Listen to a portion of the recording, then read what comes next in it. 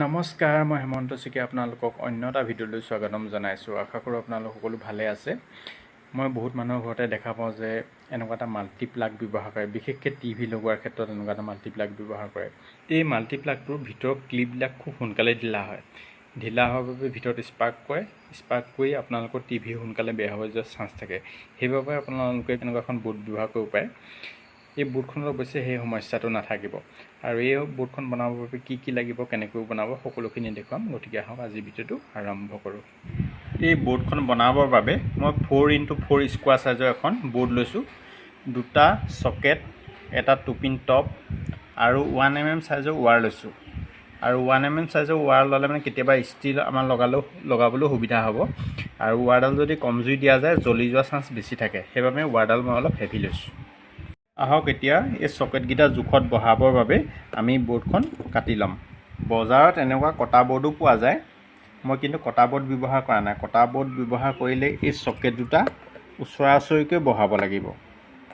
আৰু TV plug আৰু adapter, TV plug লগালে এডপ্টাৰ নোসোমায়, এডপ্টাৰ সোমালে প্লাগ নোসোমায়, তেনেকুৱা এটা সমস্যাৰ সৃষ্টি হয়। চকেট দুটা যদি এনেকৈ বৰ্ডত ঘনকৈ বহোৱা যায়, এইফালে যদি আমি ছেটঅপ বক্সৰ এডপ্টাৰ লগাই দিওঁ, এইফালে টিভি প্লাগ লগাবলৈ জেগা নহয়গৈ।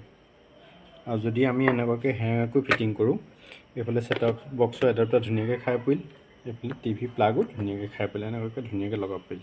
সেইবাবে মই চকেট দুটা অলপ হেৰেঙা কৰি ৰাখিম, এনেকৈ ফাঁক কৰি ৰখাকৈ বৰ্ডখন কাটি ল'ম। এনেদৰে মই বৰ্ডখন কাটি লৈছোঁ আৰু ফুটা উলিয়াই লৈছোঁ। আৰু এইফালেও এটা ফুটা উলিয়াই লৈছোঁ। এই চকেটকেইটা ইয়াৰ ওপৰত বহাই দিম। এই চকেটকেইটা স্ক্ৰু লগাই টাইট কৰিব লাগিব। চকেট দুটা স্ক্ৰু দি টাইট কৰা হৈ গৈছে। এতিয়া আমি আহোঁ আচল পইণ্টটোলৈ। এতিয়া আমি চকেটকেইটা কানেকশ্যন কেনেকৈ কৰিম ৱাৰ দি পেলাই। আমি সকলোৱে জানো যে কাৰেণ্টত এডাল পজিটিভ থাকে, এডাল নিগেটিভ থাকে।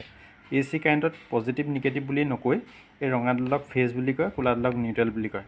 ঠিক তেনেদৰে এটা চকেটত এইফালে ফেজ থাকিব, এইফালে নিউট্ৰেল থাকিব। তেনেকৈ আনটো চকেটত এইফালে ফেজ, এইফালে নিউট্ৰেল, তেনেদৰে আমি কানেকশ্যন কৰিম।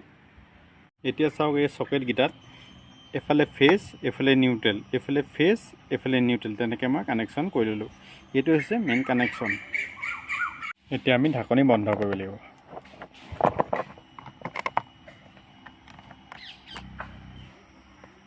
এই বৰ্ডখনত যে মাজৰ পইণ্ট দুটা দেখা পাইছে, এই দুটা আৰ্থিঙৰ বাবে যিবিলাক বস্তুৰ এনেকুৱা 3টা পইণ্ট থাকে, সেইবিলাক বস্তুত ইয়াৰ মাজৰ পইণ্টটোত দৰকাৰ হয়।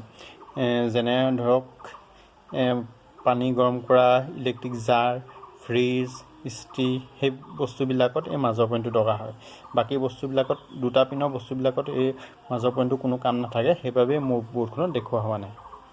ৱাৰ্ডলৰ আনটো মূৰত 2-পিন টপটো লগাই ল'ম। এইটো হৈছে বৰ্ডখনৰ ফাইনেল লুকছ। এতিয়া এই বৰ্ডখন হৈ গ'ল ৰেডি টু ইউজ। আজিলৈ ভিডিঅ'টো ইমানেই আছিল। আৰু আপোনালোকে যদি ভিডিঅ'টো চাই ভাল পালে তেনেহ'লে লাইক কৰিব। আৰু আপোনালোকৰ যদি কিবা ক'বলগীয়া থাকে তেনেহ'লে কমেণ্ট কৰিব। আৰু যদি এনেধৰণৰ ভিডিঅ'বোৰ চাই ভাল পায় তেনেহ'লে চেনেলটো ছাবস্ক্ৰাইব কৰি মৰম দিব বুলি আশা কৰিলোঁ। ধন্যবাদ।